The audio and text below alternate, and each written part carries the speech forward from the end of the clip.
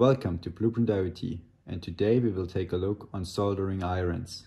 First of all, I think soldering iron is a term that's quite out of time, so I will just go ahead and call those machines soldering machines, because it's much more advanced than it sounds like.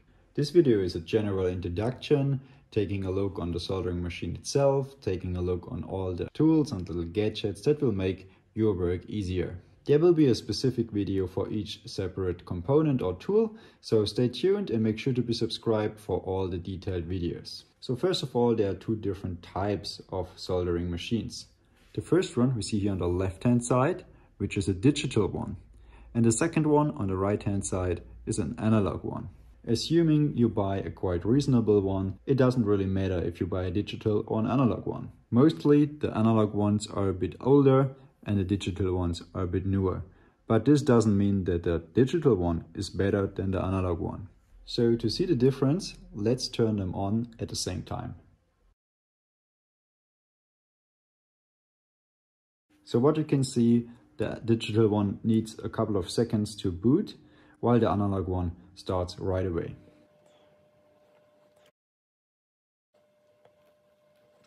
So both soldering machines are set to 340 degrees roughly, and that's of course the first difference. The analog one comes with this little button right here, which is kind of difficult to set an exact temperature. So the digital one already arrived at more than 350, so we can see it's a bit of an oversteering here.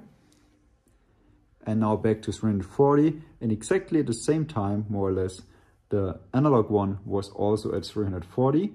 What you can see from that this little LED light is turned off now, which means it's not heating anymore. The other one, you can see the digital one is down to 330 again and now up to 340 again. So it's still kind of struggling to hit the right temperature. And the analog one had the same problem. It was off for a couple of seconds because it probably overshoot the temperature as well.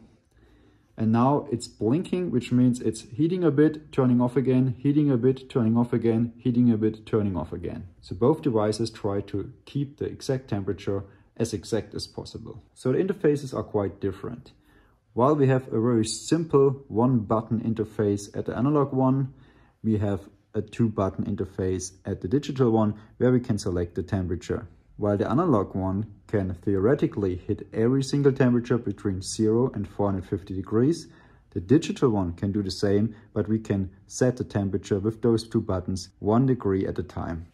Of course, the differences are more than that. Internally, the way they try to heat up and try to hit this exact temperature we are aiming for is working completely different. But that's something we don't have to care about. As a user, we can use both. It's just about the interface that's the difference for us. So while this one is an old machine, this one is a new one, and you can get them from 100 to 150 bucks, something like this, depending on your region and your trader. But let's see what's next. Both of them have a soldering tip, which is the actual iron part at the very top of the devices. And this soldering tip is actually aiming for this temperature we set before. The soldering tip itself is not related in any way to the soldering machine. Of course, there are more advanced digital soldering machines where the soldering tip is connecting or communicating to the digital soldering machine, but that's something for a specialized video. So in general, for this simple analog and simple digital one, those have more or less the same soldering tip, but be aware that those soldering tips needs to fit the model of your soldering machine, so make sure to double check this before you order one. Let's take a closer look on those soldering tips. They look like this, as well as the digital one looks exactly the same. So these are the major differences between an analog and a digital soldering machine. Thanks for watching. Make sure to be subscribed for more soldering content and content around IoT, and see you next time.